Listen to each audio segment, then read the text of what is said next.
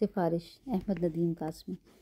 महल्ले की बड़ी गली के मोड़ पर 3-4 तांगे हर वक्त मौजूद रहते थे, मगर इस रोज़ मैं मोड़ पर आया तो वहाँ एक भी तांगा नहीं था। मुझे खासी दूर जाना था और जल्दी भी पहुँचना था, इसलिए तांगे का इंतज़ार करने लगा।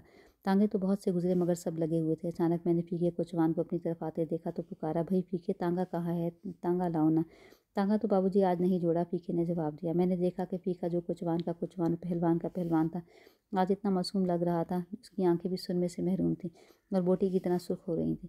क्या बात है फीके? मैंने पूछा। वो बोला, बाबूजी एक काम है। हाँ हाँ कहो। मैंने कहा, काम ये है बाबूजी कि आप मेरे बाबा को तो जानते हैं ना? फीका बोला, उसकी एक आंख चली गई है।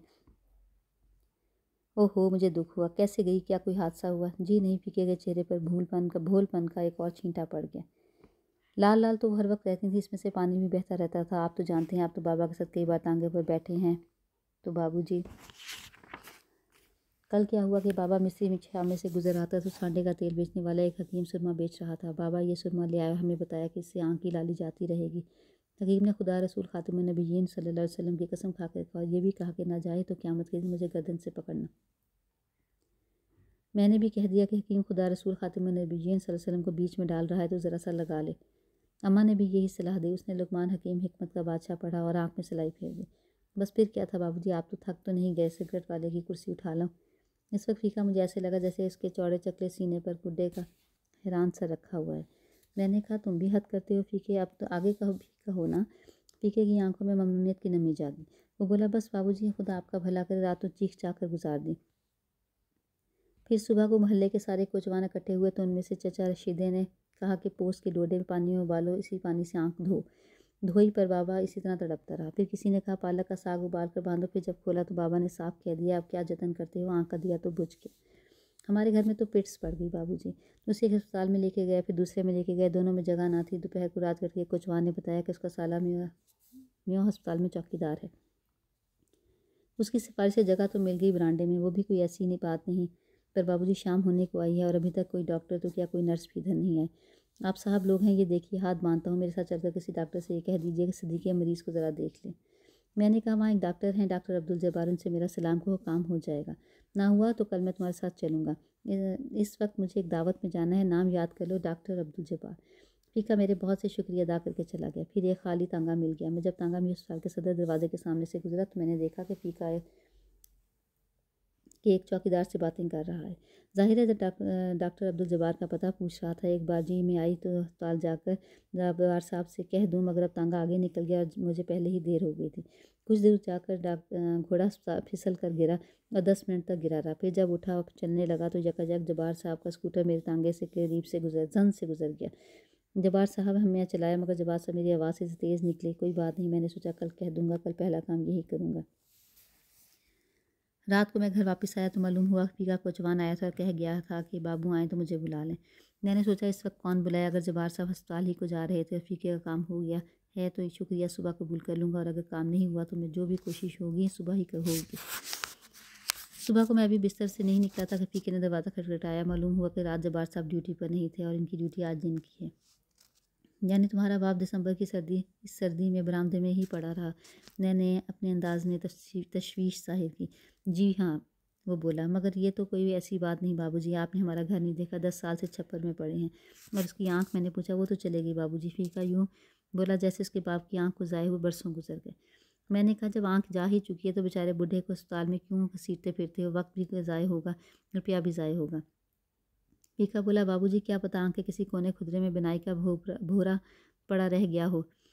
देखिए, चूल्हा बुझ जाता है जब भी देर तक राख में हाथ नहीं डालते, क्या पता कोई चिंगारी सुलग रही हो। मैं इसकी बात से चौंका। आज तक फीके ने मुझसे सिर्फ चारे की महंगाई और आटे में मिलावट के मौजू पर बातें की थी। फिर वो आजी से बोला, बाबूजी ज़रा मेरे साथ चलिए। मेरे जिस्म में से नींद अभी पूरी तरह गायब नहीं हुई थी। फिर नहाना था, शेव करना था, चाय पीनी थी। मैंने कहा, मैं तुम्हें अपना कार्ड दिए देता हूँ, डॉक्टर जब्बार को दिखा दो, बड़े यार आदमी हैं, फटाफट काम कर देंगे। तुम्हारा बाप एक बार वार्ड में चला जाए फिर इलाज के लिए तो मैं खुद जाकर कहूँगा। वो मुझसे कार्ड लेकर यूँ चला जैसे दुनिया की दौलत समेटे लिए जा रहा हो। मैंने कार्ड पर लिख दिया, जब्बार साहब इसका काम कर दीजिए, बेचारा बड़ा ही गरीब आदमी है, दुआएं देगा।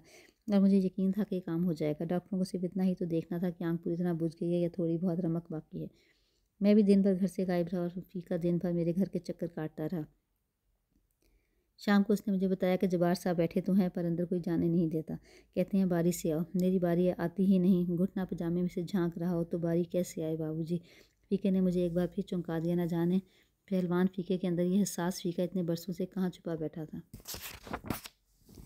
मैंने वादा किया कि कल ज़रूर चलूँगा। अब तो शाम हो गई है। दूसरे दिन सवेरे ही मुझे शेखुपुरा जाना पड़ गया।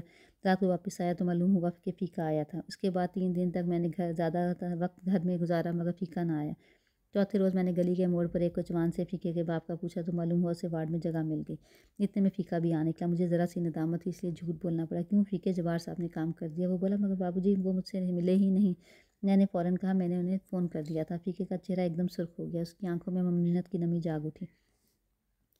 जब भी मैं कहूँ नर्स बार बार ये क्यों कह रही है कि देखो बूढ़े को तकलीफ़ ना हो।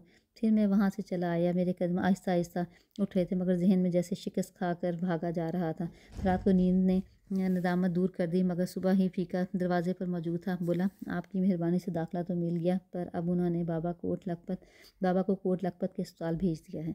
ये तो बड़ा गज़ब हुआ बाबूजी। आज मैं अम्मा को साथ लेकर गया तो 2 रुपये गुल हो गए। कुछ हो सके तो कीजिए। मैंने कहा मैं अभी जाकर डॉक्टर जब्बार को फ़ोन करता हूँ। मैंने फ़ोन किया भी मगर डॉक्टर साहब ना मिल सके। फिर मसरूफ़ियतों में बात आई गई हो गई। 5-6 रोज़ बाद मैंने फ़ीके को देखा। सोचा कि नज़रें चुरा के साथ वाली गली में मुड़ जाऊँ और वहाँ से भाग निकलूँ मगर फ़ीका लपक कर मेरे पास आया और बोला बाबूजी समझ में नहीं आता आपके किस एहसान का बदला उतारूँगा। झूठ ने मेरी नदामत को कान से पकड़ कर एक तरफ हटा दिया। वापस आ गया ना तुम्हारा बाबा। फ़ीका बोला वापस भी आ गया और ऑपरेशन भी हो गया। जुमे को पट्टी खुल रही है। दुआ कीजिए। मैंने कहा अल्लाह रहम करेगा। फिर वो जुमे की शाम को आया। बोलते ही ज़ारो ज़ार रोने लगा। बाबूजी गज़ब हो गया। पट्टी खुली तो पता चला एक आंख तो गई ही गई दूसरी पर भी असर पड़ गया। कहते हैं पहले ऑपरेशन का ज़ख्म मिले तो दूसरा ऑपरेशन होगा और दूसरी आंख का भी होगा। मैंने उसे तसल्ली दी। उसे साथ लेकर सामने ही एक दुकान से डॉक्टर जब्बार को फ़ोन किया मगर बदकिस्मती से वो फ़ोन पर मौजूद ना थे। मैंने इससे वादा किया कल जाकर डॉक्टर जब्बार से मिलूँगा। अस्पताल में ना हुए तो उन्हें घर में जाकर पकड़ूँगा। दूसरे दिन मैं जा ना सका तो अलबत्ता डॉक्टर जब्बार को फ़ोन ज़रूर किया। वो फिर गायब थे। उधर फ़ीका भी गायब हो गया। शायद 2-2.5 हफ्ते के बाद दरवाजे पर दस्तक हुई। नौकर ने आकर बताया फ़ीका कोचवान आया। मैंने भी खिड़की से उसे देख लिया। बिल्कुल हल्दी हो रहा था।